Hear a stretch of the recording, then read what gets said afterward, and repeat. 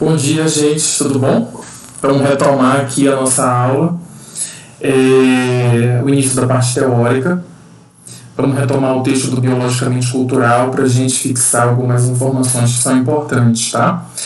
Eu vou fazer um breve sumário da aula, onde eu vou relembrar vocês os 4 porquês da etologia e vou tocar em alguns pontos que são importantes no texto da Vera Bussab e do Fernando Ribeiro, né?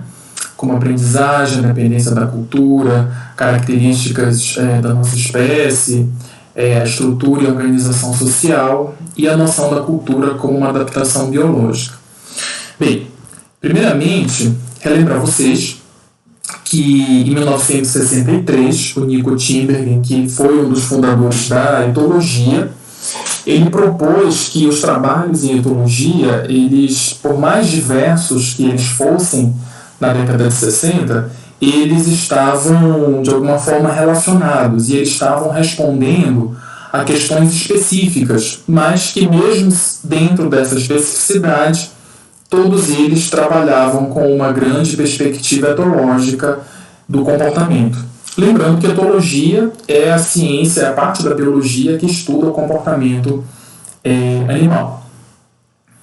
Esses conjuntos de investigações, né, ele chamou de 4 porquês da etologia. Vocês podem encontrar como 4 porquês de Tinbergen, como 4 perguntas de Tinbergen, como 4 perguntas da etologia. Mas, apesar dessa diversidade, todas elas estão se referindo à mesma coisa. Eles são 4 porquês e eles estão organizados em 2 grupos. Um grupo distal, que você encontra o primeiro porquê e o segundo, que são a filogênese e a função adaptativa do comportamento, e o segundo conjunto, que são as causas proximais, são a ontogênese e as causas imediatas. Para o Tinbergen, esses 4 porquês, eles são importantes para você compreender o comportamento dentro da sua totalidade.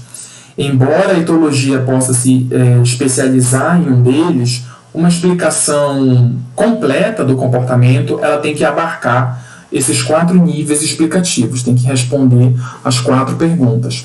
Mas não necessariamente isso vai ser feito em um único trabalho, né? Mas o conjunto de trabalhos, o conjunto da ciência, da produção científica, vai ter que responder e dar conta desses 4 porquês. Bem, primeiramente, a filogênese, o primeiro porquê. Aqui eu mostro para vocês uma árvore filogenética, também conhecida como cladograma. É uma árvore filogenética que descreve sistemas de acasalamento nas espécies primatas. É um texto de 75, mais ou menos, que eu peguei essa árvore filogenética. E ela vai mostrando aí como o início, né, que é o que está mais para a esquerda, mais ao centro, todos os primatas tinham um sistema de acasalamento único, aliás, um ancestral comum, tinha um sistema único, e à medida que as espécies foram se diversificando, elas foram criando outras formas de acasalamento. Então, a gente tem aí a monogamia, tem sistemas que são multimacho, multifêmea, tem os sistemas de harém, existe essa diversidade. Quanto maior a proximidade dessas espécies, mais elas têm proximidade física, mais elas têm proximidade temporal, elas são mais próximas temporalmente e geneticamente falando, né? Então é mais provável que elas compartilhem não só características físicas em comum, mas como características comportamentais. Então a filogênese ela vai descrever o parentesco das espécies com base na morfologia, ou no comportamento, ou em alguma outra característica biológica. No caso do comportamento, a filogênese, esse porquê, vai demonstrar o surgimento e a modificação de um comportamento ao longo do tempo evolutivo. Então, se vocês observarem aí, mais ao centro, existia um único sistema de acasalamento, que é o que está pintadinho de preto, e depois ele foi se diversificando e foram surgindo novos sistemas de acasalamento. Então, esse exercício a gente pode aplicar não só ao sistema de acasalamento, mas como outros comportamentos que são investigados, né, como escolha de parceiros, como que escolha de parceiros é semelhante a sistema de acasalamento, mas investimento parental, coalizão de grupo, vários outros comportamentos que são investigados dentro desse viés evolucionista. Seguindo, nós temos a função adaptativa. Ela vai descrever por que um comportamento ou uma adaptação psicológica se apresenta em uma ou várias espécies ao longo do tempo evolutivo.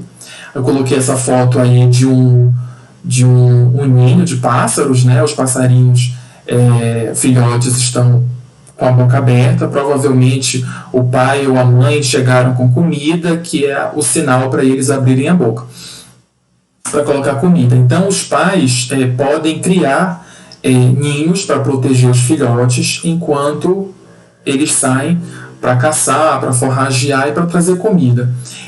Diferente de outras espécies que simplesmente abandonam os filhotes após a inseminação, algumas espécies elas desenvolveram esse comportamento de cuidado ou de investimento, e esse comportamento ele contribui para a sobrevivência da prole, aumentando as chances dessa sobrevivência, né, até a fase adulta.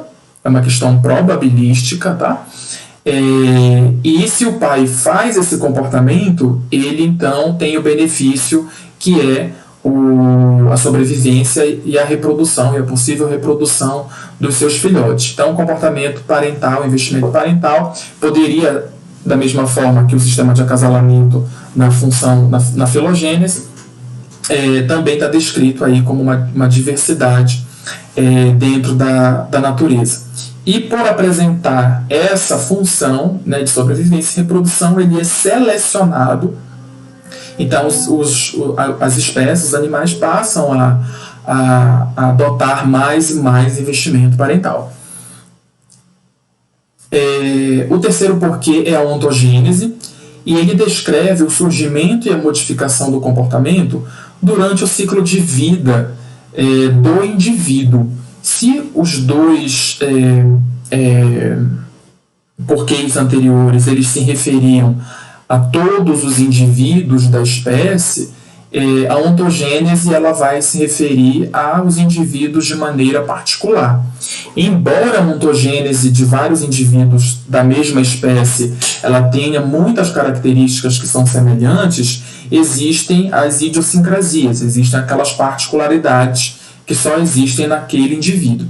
Então, a ontogênese, ela, em termos de comportamento, ela vai descrever as modificações desde o surgimento desse comportamento. Isso acontece também desde o momento da concepção, né, até a morte. Então, tradicionalmente, na psicologia, a gente só considera a ontogênese a partir do nascimento.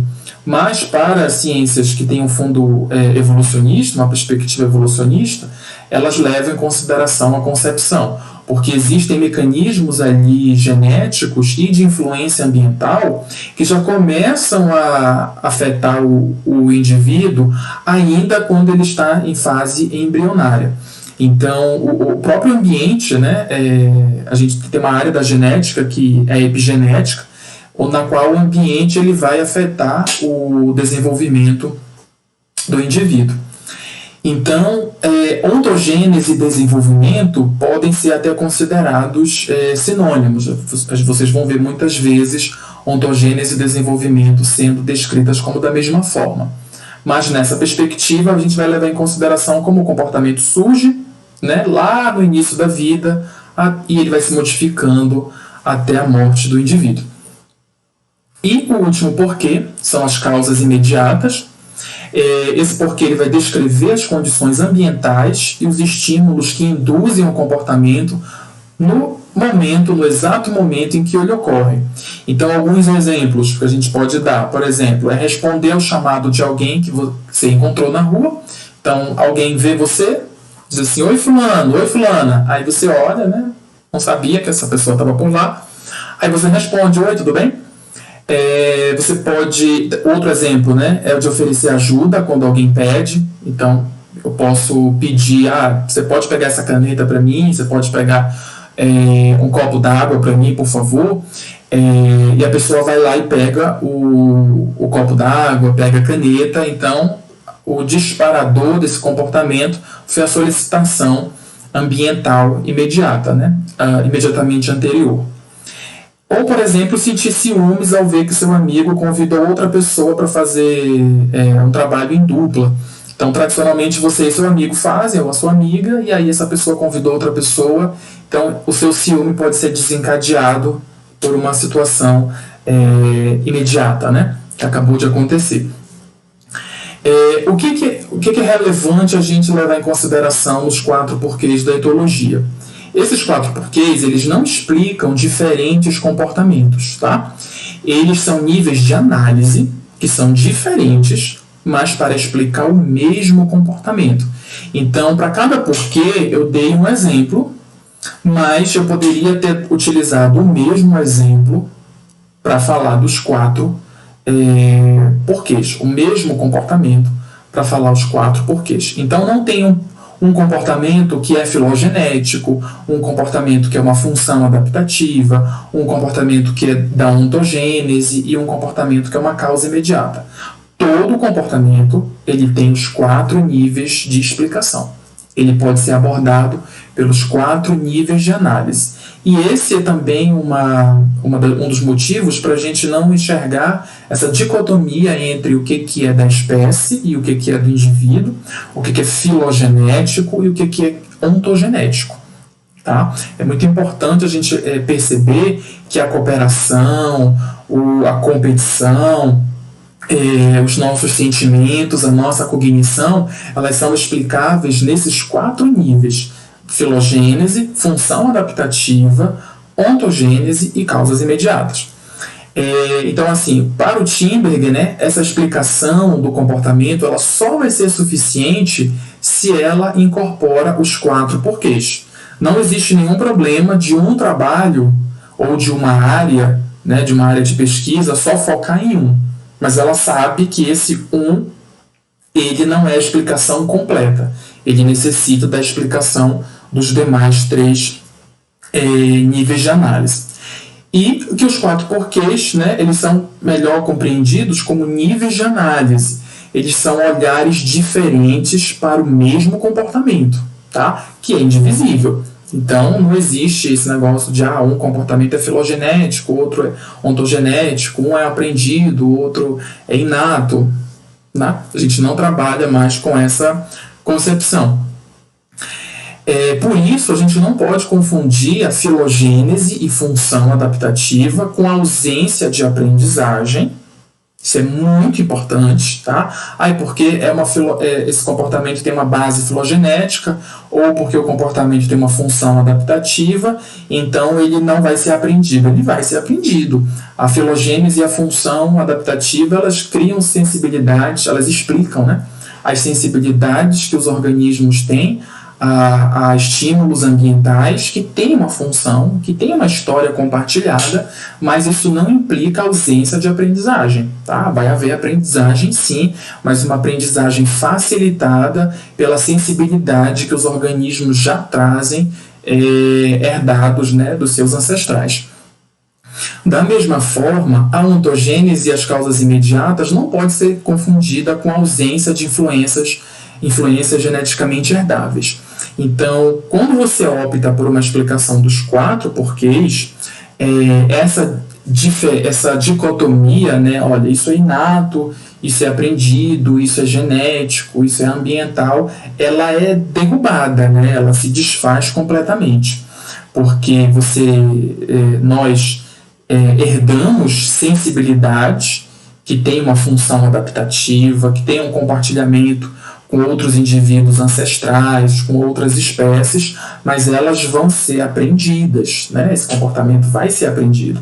O indivíduo precisa entrar em contato com o seu ambiente, com as dicas ambientais, com as condições ecológicas onde ele vive, para ele desenvolver esse comportamento, tá? Então, essa questão aqui ela é muito importante a gente não confundir, tá? O porquê distal com ausência de aprendizagem e os porquês proximais com ausência de influências herdáveis. Então, a aprendizagem ela não faz parte do comportamento menos selecionado naturalmente. A seleção não faz o comportamento menos aprendido, tá? A aprendizagem ela acontece, ela é facilitada por algo que foi selecionado naturalmente e a seleção ela garante, né, que o comportamento ele aconteça devido a sensibilidades que são herdáveis, que promoveram a sobrevivência e adaptação dos ancestrais desses indivíduos, dessas espécies. Tá bom? Isso aqui é só uma lembrança. E aí, eu tenho 2 exemplos para dar para vocês, que é o exemplo da aplicação dos 4 porquês com a linguagem. Então, a linguagem utilizando causas distais e causas proximais. Então, olhando para o lado distal, né, e começando com filogênese, a gente observa que a linguagem é uma forma de comunicação humana, né, mas é uma forma de comunicação e animais se comunicam. Né? Aliás, animais e vários outros grupos, né, não só animais se comunicam. Mas a comunicação é uma coisa muito antiga e muito diversa. Então, várias espécies se comunicam de diversas formas. Essas formas elas podem ser química, pode ser vocal, pode ser visual, pode ser olfativa, ela pode ser intencional ou não. Mas nós conseguimos traçar uma história filogenética, uma árvore filogenética da comunicação. Então, a gente pode traçar essa árvore filogenética da comunicação química, da comunicação vocal, que é o nosso caso, né? Da comunicação visual, da comunicação olfativa. A linguagem, como uma forma de comunicação, ela tem uma função adaptativa, né? As espécies usam a comunicação para afastar rivais. Então, tem espécies aí que vão rosnar, tem espécies que vão utilizar o seu cheiro para afastar os rivais, podem utilizar a comunicação química, mudar a coloração da pele para afastar predadores. Pode ser também utilizada para atrair parceiros, né, como é o caso do canto, como é o caso de alguns sons que os animais produzem, os alces começam a cantar para começar a atrair algumas fêmeas. Então é possível também para isso, né? É possível usar a comunicação para se comunicar com a prole, enquanto os pais saem para caçar, os filhotes ficam protegidos, né, no ninho, então eles ficam calados e só vão responder aos pais quando os pais começarem a chamar por eles. E a gente usa também a linguagem para solicitar ajuda.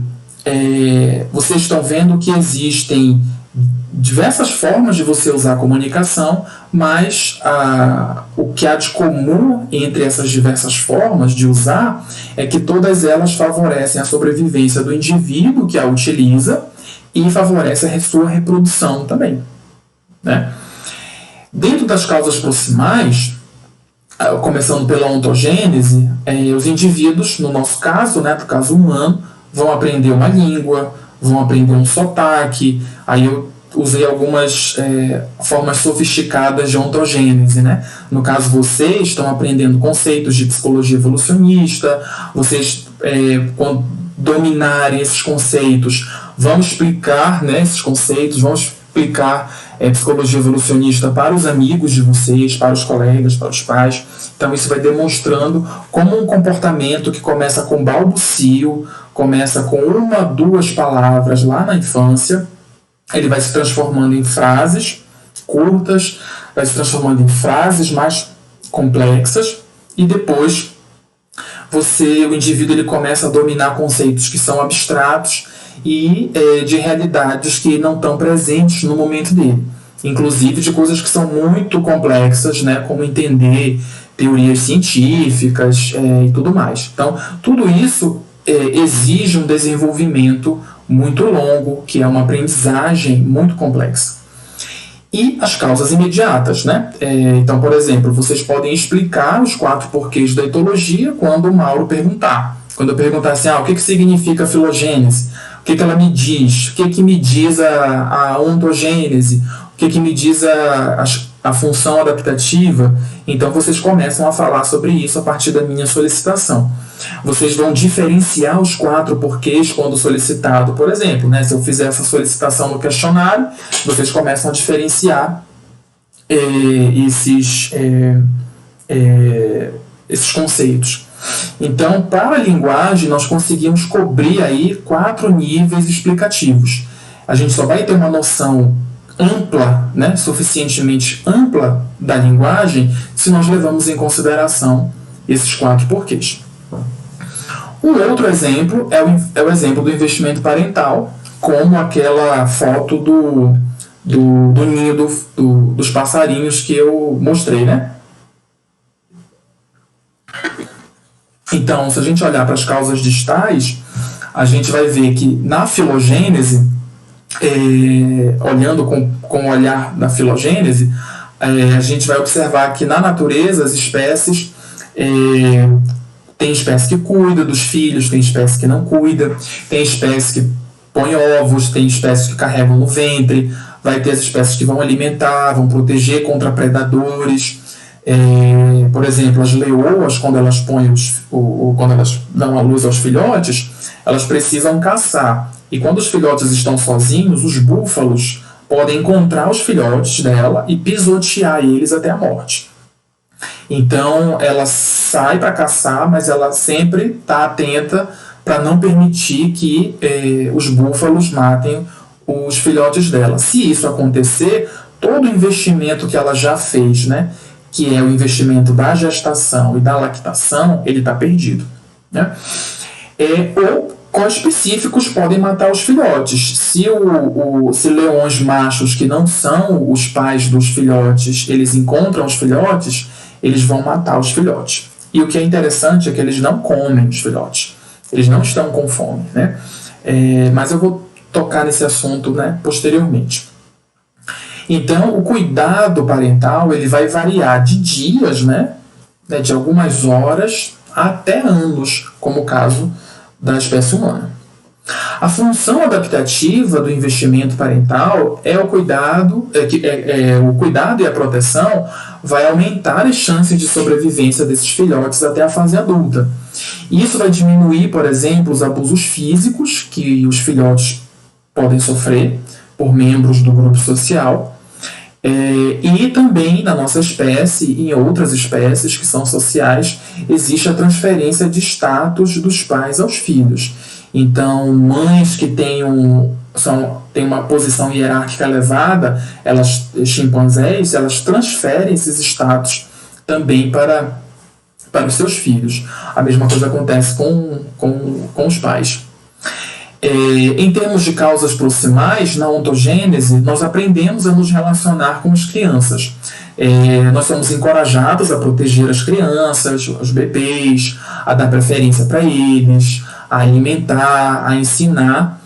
E essas formas de cuidado, elas vão depender muito, né, de como o indivíduo foi criado e do padrão de apego que ele desenvolveu. Também são questões que a gente vai chegar lá na frente. Das regras, né, e normas sociais. E essas regras e normas elas estão relacionadas ao que se espera do comportamento do adulto. Então, a forma como os adultos interagem com as crianças é uma forma de sinalizar a eles quais são as exigências, né, que o grupo social exige daquele indivíduo. Obviamente tem muita variabilidade aqui, porque cada sociedade humana, né, no caso da humana, vive em ambientes físicos e sociais muito diversos, tá? Mas, no geral, bebês são para alimentar, para proteger e para ensinar, né?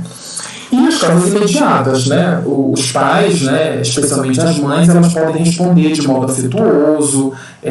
De modo geral, os adultos podem ser afetuosos, negligentes, eles podem ser agressivos ao choro de uma criança. Então, existe essa variação também. Desde uma resposta afetuosa até uma resposta inteiramente diferente, ou uma resposta agressiva diante da necessidade da criança.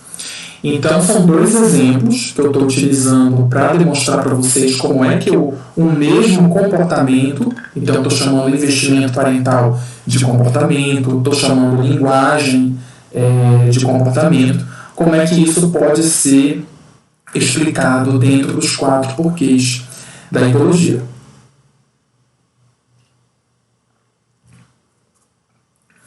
Caminhando.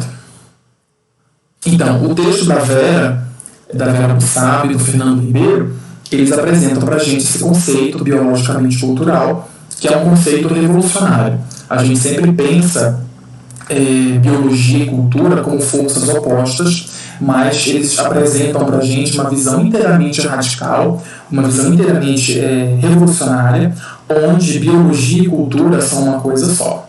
Né? Elas fazem parte de um mesmo fenômeno, e nós, seres humanos, né, que temos os nossos vieses, que temos as nossas teorias, olhamos para algumas partes desse fenômeno. Eu gosto sempre de lembrar a história dos cegos que avaliaram um elefante. Então, um cego pega na tromba, um cego pega no rabo, um cego pega na barriga, outro cego pega na pata do elefante, outro pega na orelha. Cada um deles está tendo uma visão parcial do que é o elefante. E para eles, o elefante é aquela coisa que eles estão pegando. É a orelha. Para outros é a pata. Mas, na verdade, o elefante ele é muito maior do que só a orelha, do que só a pata. Ele é muito mais completo. Então, os cegos somos nós, com as nossas teorias, com os nossos métodos. Estamos enviesados e a gente só está enxergando uma coisa. Então, a gente pode, né, ampliar os nossos ouvidos ou ir caminhando para o lado que a gente vai conhecer, né, ter uma compreensão maior desse elefante. Né? Então, esse é o convite, né, que a Vera e o Fernando eles colocam para a gente. Isso é muito legal. O que eles dizem para a gente? Né? A aprendizagem individual ela ocorre em diversos grupos, em diversos táxons. Existe muita pesquisa que mostra como os indivíduos eles aprendem coisas que são muito complexas, que vão desde uma aprendizagem por tentativa e erro, até aprendizagem por imitação, e aprende até conceitos abstratos, como as relações numéricas. Porém, as espécies sociais elas apresentam também, além da aprendizagem individual, elas apresentam a aprendizagem social. E aqui eu vou falar um pouquinho do uso de ferramentas, que é um exemplo que eles dão, que eu acho que faz muito sentido dentro da evolução da nossa espécie. A aprendizagem social ela tem uma característica, né, que ela promove uma disseminação de estratégias relevantes para a sobrevivência quando a gente está falando de uso de ferramentas. E essa disseminação de estratégias, elas possuem características culturais, né? Eu estou com uma falha aí, desculpa gente, mas tem um próximo slide para explicar melhor.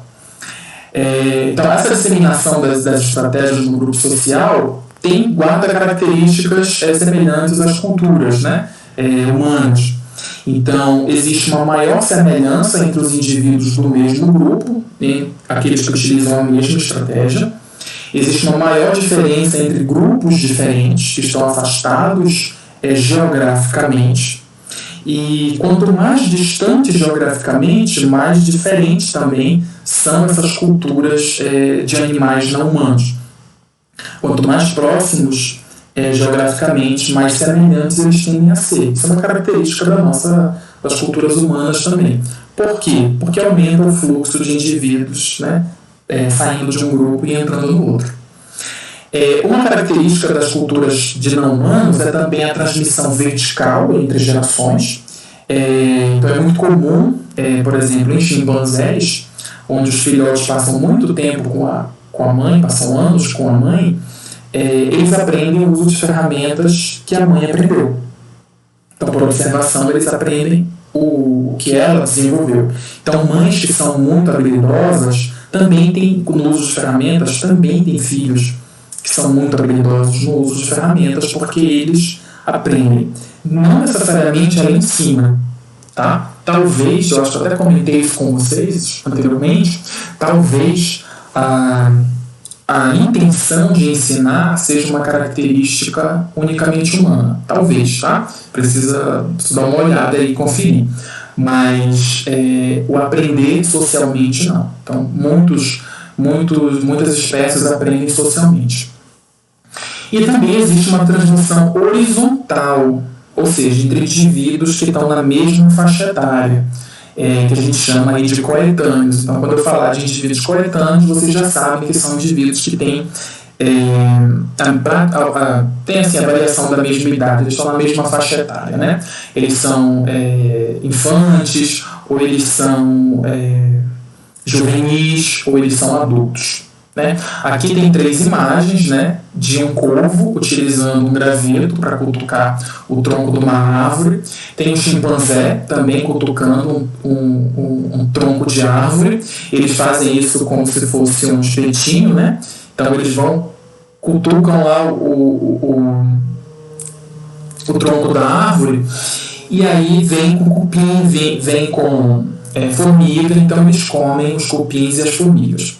E a última imagem, salvo engano, posso estar enganado, mas salvo engano é uma gorila, ela está usando um galho de árvore grande para andar dentro desse pequeno lago, né?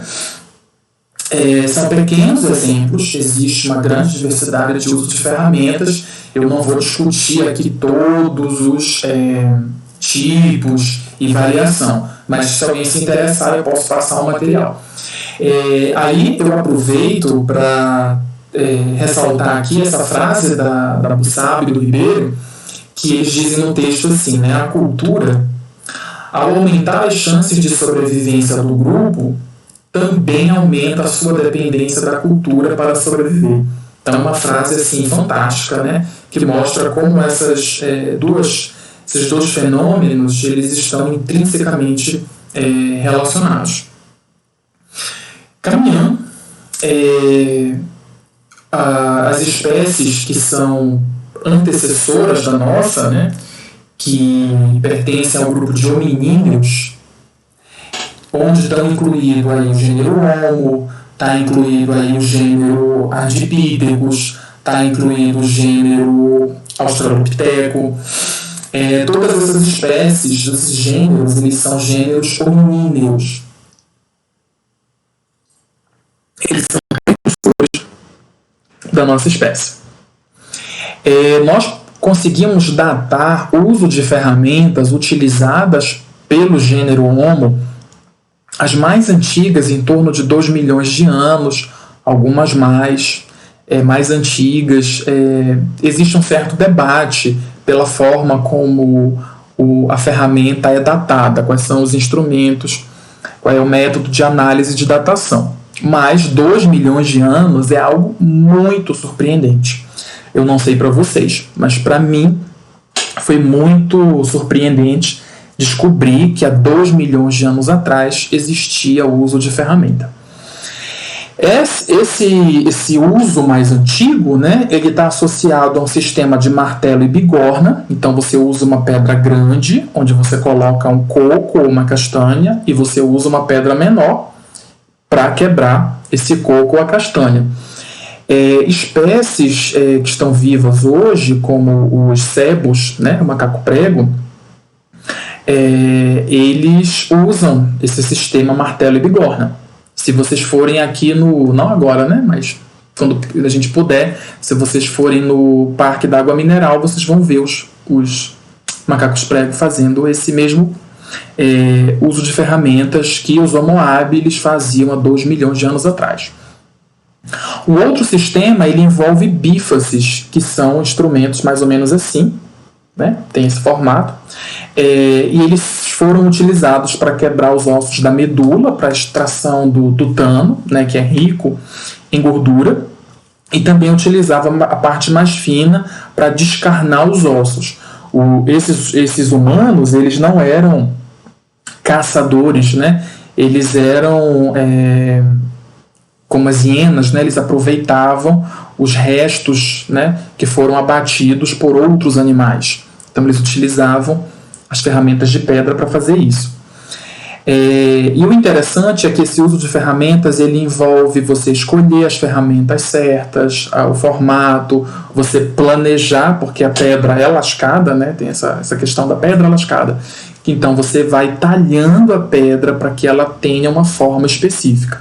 Então o indivíduo que já selecionou a pedra, ele tem uma habilidade cognitiva que envolve a seleção, o planejamento e a execução da tarefa. E isso é uma atividade muito complexa. Embora relativamente simples, né, existe também variação cultural nesse uso de ferramentas de pedra, tá? Tem muitos trabalhos que mostram isso. As espécies mais recentes, né, então o caso dos neandertais e o caso da nossa espécie, a espécie sapiens, introduziram o uso de ossos, de madeiras, e as ferramentas foram se tornando mais complexas. Então a gente vê inclusive pinturas em cavernas, né? Existe a caverna de Lascaux na França, de Altamira na Espanha, que são grandes exemplos de pinturas feitas em cavernas. Então as Vênus também foram produzidas por humanos, onde você encontra o maior nível de sofisticação na seleção e no uso de instrumentos. Tudo bem? A expansão cerebral, né, é uma coisa que é um fenômeno que a gente observa, né, em grupos de espécies muito amplos, muito distintos, mas a expansão cerebral na nossa espécie ou na nossa história filogenética, né, ela tem um significado mais importante, né? Porque pode indicar que um maior cérebro ele tenha maior capacidade de processamento de informação. Mas isso ainda é alvo de extremo debate, tá, gente? Até porque tem o caso aí do corvo, né? Que eu mostrei para vocês, que também usa ferramenta, mas ele não tem um cérebro tão grande.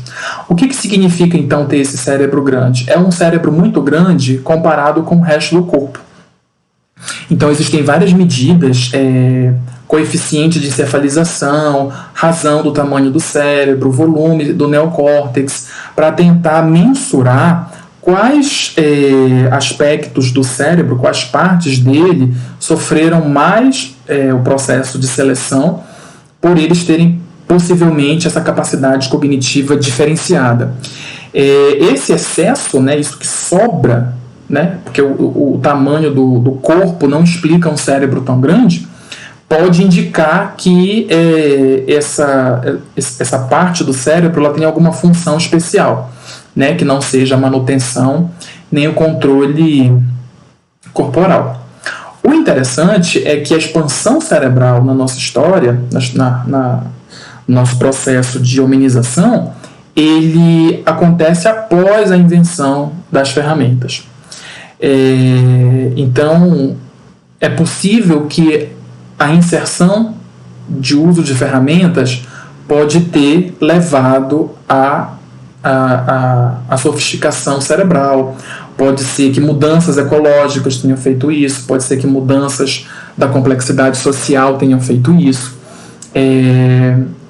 Mas o que é independente de qual foi a força que levou à expansão cerebral, esse cérebro ele já foi se tornando cada vez mais complexo no ambiente onde se utilizavam ferramentas, né? Então havia um cérebro mais simples que criou ferramentas simples. Essas ferramentas simples elas criaram algumas condições que antes não existiam, e essas condições elas passaram então a selecionar, né,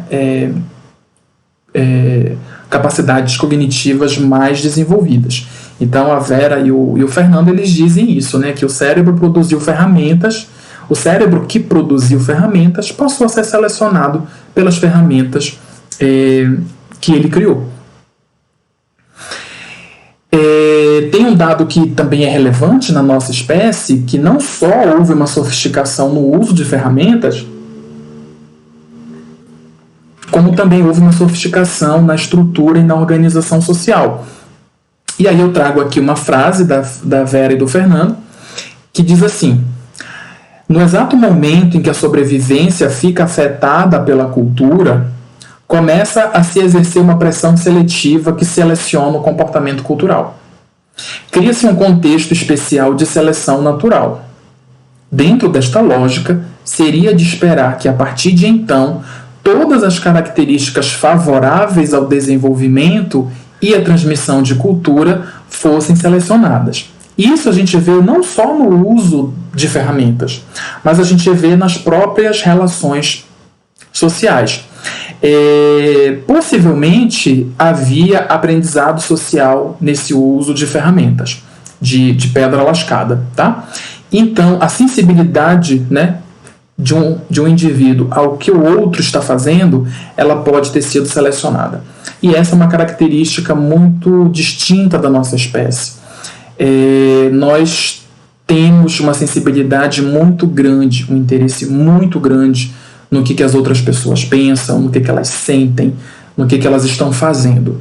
E dessa forma nós aprendemos socialmente. Dessa forma nós criamos cultura. Então, dessa forma, essa interação mais sofisticada pode ter sido selecionada, né? É esse o cerne da ideia transmitida aí pela Bussab e pelo Ribeiro. A sociabilidade humana,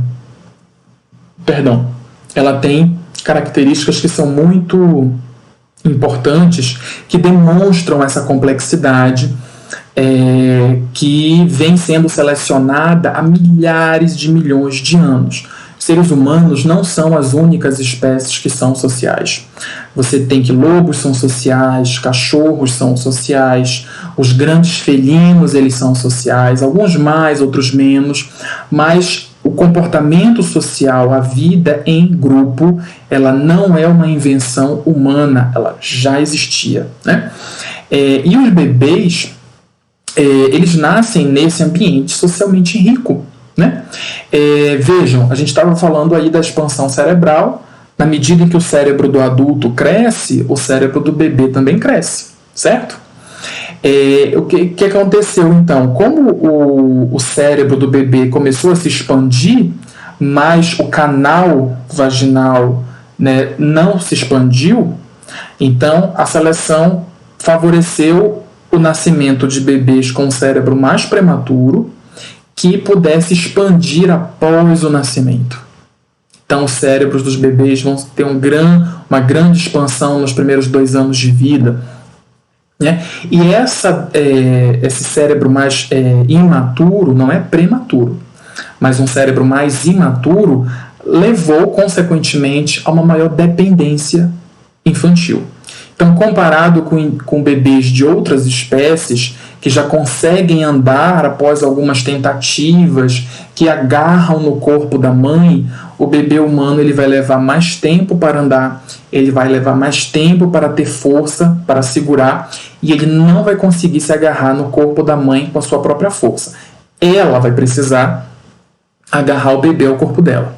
Então, o bebê ele fica mais dependente por um período muito maior do que comparado com qualquer outra espécie que exista, né? Isso é um dado interessante para a gente entender como é que se dá essa dinâmica social que é característica da nossa espécie.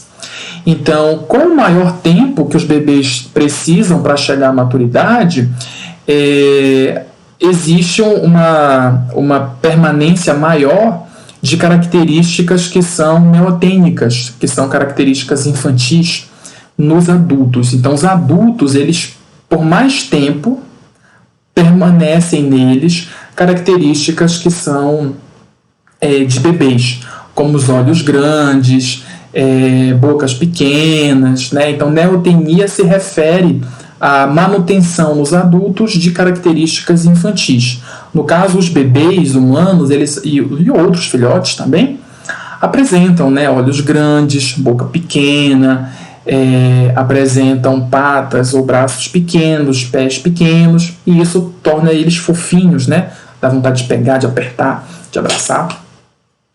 E os pais, eles não param de ter filhos, né? Então, quando o bebê está um pouco maior, a mãe pode engravidar de novo, ela vai ter um outro neném, aí esse bebê vai crescer um pouco mais, ela engravida de novo, e aí já vão ter 3 filhos, e aí você começa a ter um aumento da família, e você também tem um aumento de sobreposições de gerações. Com esse agrupamento da nossa espécie, você tem que é possível conviver em 3 gerações, né? dos avós, dos pais e dos filhos, netos. Isso é possível. E com esse ambiente socialmente mais rico, é possível criar, então, vários laços afetivos, é possível criar várias formas de aprendizado social. A nossa espécie, ela também, por talvez, né, ter essa neotenia mais persistente, ela vai apresentar também comportamentos lúdicos e exploratórios por mais tempo. Então, as crianças, elas vão apresentar esse comportamento por um período muito maior, né? A gente observa comportamentos de brincadeiras que permanecem por muito tempo. Os adultos brincam, né, na nossa espécie. A gente cria brincadeiras que são de adultos, né? Além disso, os bebês desenvolvem um sistema de apego que vai favorecer a sua adaptação ao ambiente de seus pais. Existem 3, 4 tipos de apego, como uma forma do bebê se apegar à mãe ou à figura principal de cuidado. A gente vai ter uma aula só para falar disso. E esse sistema de apego está intrinsecamente relacionado com as condições, né, ambientais desse bebê, principalmente do cuidador principal. Então, esse apego ele vai promover relações sociais que são mais duradouras, que exigem maior cooperação entre os indivíduos, e isso vai criando determinadas, como se fossem colas, né? Vai sedimentando aí relações que são mais duradouras e mais significativas do ponto de vista afetivo. Os bebês humanos, por exemplo, eles aprendem por imitação e de forma intencional. Eles vão desenvolver a linguagem dessa forma. Os bebês, eles procuram se comunicar. Não procurar se comunicar de forma consciente, tá? Mas essas trocas que são estabelecidas com os adultos demonstram que o bebê tem um papel ativo na interação com os adultos. Primeiro, pelas características infantis, que são tão doces, que são tão meigas, né, que já atraem a atenção do adulto. Mas também, né, pelo comportamento dele. Então o bebê vai se mexer, ele vai falar, o bebê vai trocar olhar, ele vai sincronizar, né, quando um adulto fala, ele vai balbuciar. E isso acontece durante uma fala afetuosa, durante um contato visual. O bebê ele está procurando sempre olhar para o rosto do adulto, né? Especialmente o rosto da sua mãe, especialmente os olhos. Então, aquele seriado, aquele documentário que eu falei para vocês do bebê, tem alguns experimentos que mostram isso, né? A mãe pede para ela virar o rosto, não olhar para o bebê, aí o bebê muda completamente o comportamento. Né? Ele tenta chamar a atenção da mãe várias vezes e, como ela está sendo orientada a não olhar para ele, ele vai ficando zangado, e aí, como ele faz de tudo e ela não olha, então ele começa a chorar. E aí, obviamente, para não deixar o bebê muito estressado, os pesquisadores pedem para ela então olhar para o bebê.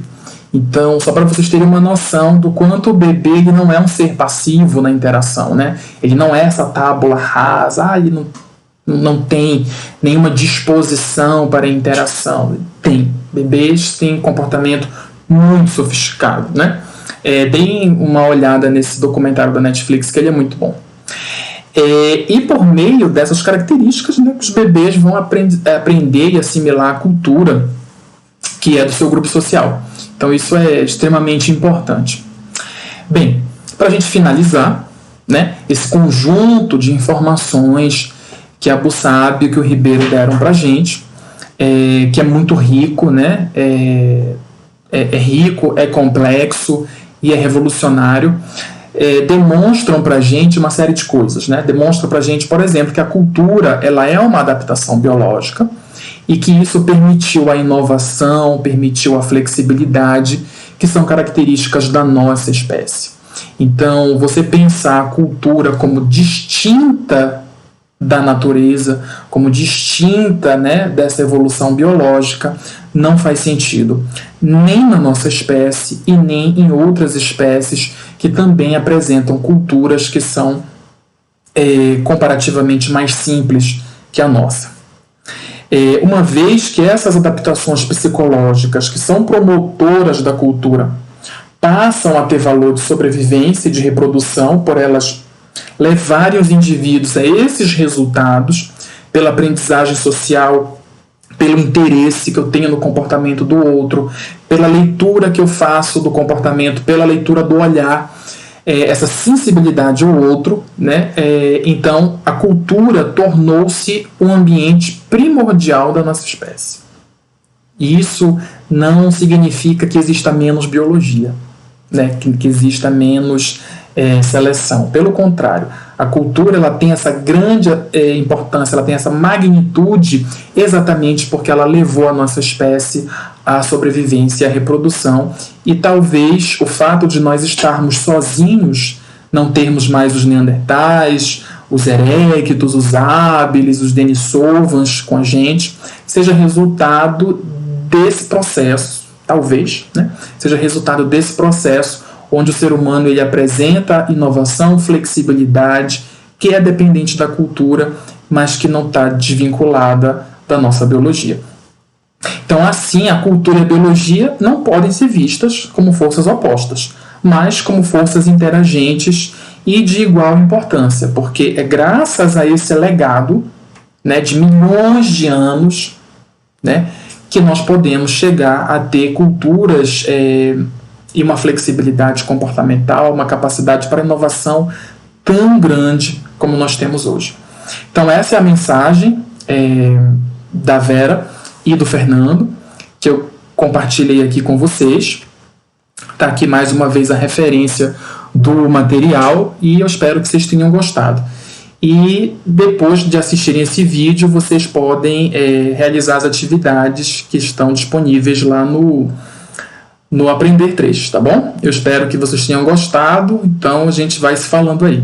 Um abraço grande e uma boa segunda. Tchau, tchau, gente.